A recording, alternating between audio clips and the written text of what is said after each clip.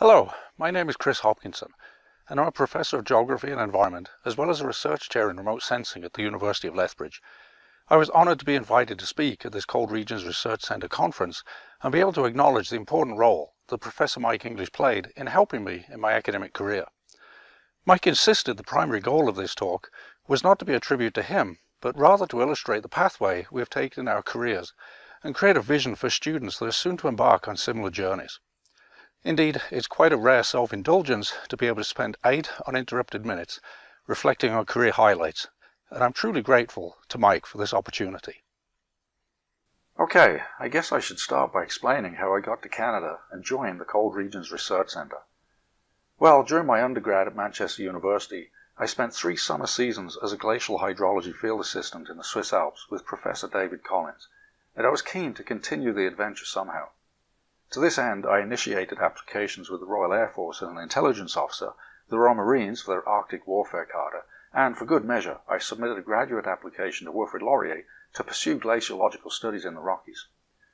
My fate was sealed when I received a letter of offer to start a master's degree with Professor Gordon Young and join like-minded adventurous students at the CRRC. In September '95, I travelled to Canada with my bike and a rucksack and never looked back. Mike was director of the Cold Regions at that time, and it soon became apparent that he was a great resource to chat about Cold Regions hydrology, and so he joined my master's thesis committee examining glacial water resources in the Rockies. My thesis research involved living up at Peyto Glacier research hut for months on end during summer and winter months of '96 and '97, conducting glacial mass balance and geodetic control surveys for air photo triangulation. This truly was a memorable time of adventures with new friends such as Alexei and Mike, with many mountains climbed, rivers and lakes canoed, and hospitals visited. Ultimately, the work from my masters contributed to the early stages of Alberta's Water for Life policy initiative that commenced in 2000. It was clear that instead of concluding, my work in the Rockies had only just begun, so I decided to stick around. Mike became my PhD co-supervisor and helped me experiment with innovative basin-scale tracer and modeling-based assessments of flow components within the Upper Bow River Valley. Mike's support involved many meetings, with the two of us happily brainstorming, scribbling away on whiteboards. Mike and I interacted a lot, and I have many enduring memories. However, one I'd like to share recalls the time he joined me at my summertime camp at the aptly named Mosquito Creek in '98. One evening, over a campfire, I decided to celebrate the successes thus far by pulling out a 26er of cheap scotch. Mike proceeded to tell me how his supervisor would throw the cap in the fire to make clear there's no going back now. I don't recall the stories we shared that evening, but I do recall a sore head as we hiked up the creek and a sample run the following morning. I could say so much more about my time at the Cold Regions, but I'll transition now to events that slightly altered my career trajectory. Near the end of my PhD, my student loans, combined with a large bank loan I had taken out to come to Canada 5 years earlier, were due, and the small amount of income I could muster through the university as a foreign student was insufficient. I had no choice but to either return to the UK or find well-paying employment outside the university. Based on my pre-university experiences in engineering survey and Royal Air Force Air Cadets, combined with extensive field and photogrammetric skills gained through my graduate work, I found work as a field manager with Optech in Toronto. Optech manufactured cutting-edge airborne Lidar equipment, and so for over a year I travelled across Canada and internationally to coordinate aerial survey missions. This involved many projects, such as working alongside the US Army Corps of Engineers on statewide flood mapping projects, or surveying hurricane damage or Mayan pyramids in the jungles of Central America. The industry was new, lacked standards, and I found that most of the clients I interacted with were US university or government researchers.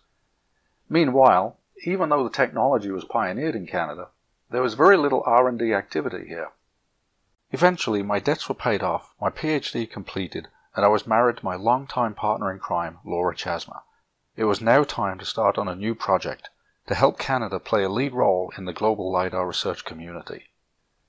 My newfound LiDAR skills earned me a postdoctoral fellowship at Queen's University, working on innovations in forestry with Professor Paul Trites. During my time at Queen's, I reached out to researchers across Canada and made public presentations to extol the environmental and natural resources research capabilities of LiDAR. This ultimately led to the creation of the Canadian Consortium for Lidar Environmental Applications Research, or CSIRO, and with the support of Optech, we embarked on several demo projects across Canada, including initiating the first Lidar glacier and wetland monitoring efforts over sites in Western Canada. These outreach activities culminated in a successful Canada Foundation for Innovation proposal to obtain our own state-of-the-art airborne and terrestrial Lidar systems in partnership with Dr. Robert Mayer at the Applied Geomatics Research Group in Nova Scotia. From 2004 to 2011, CSIRO and AGRG played the lead role in supporting national research interests in Lidar applications R&D. It's hard to count the number of students, theses, conference presentations, or papers supported via these initiatives, but a brief inventory conducted in 2011 showed that CSIRO had supported, up to that time, over 100 peer-reviewed contributions and at least 40 HQP trainees. These outcomes in the relatively early days of Lidar research have ensured Canada's lead role in this international community. The CSIRO initiative ended in 2011 due to externally imposed corporate restructuring, which resulted in the shutdown of my lab, along with a number of job losses, including my own. This forced me to sell the farm in Nova Scotia and relocate the family. I took a research scientist position with the Commonwealth Scientific and Industrial Research Organisation in Australia to help develop a national LiDAR-based biomass carbon monitoring framework.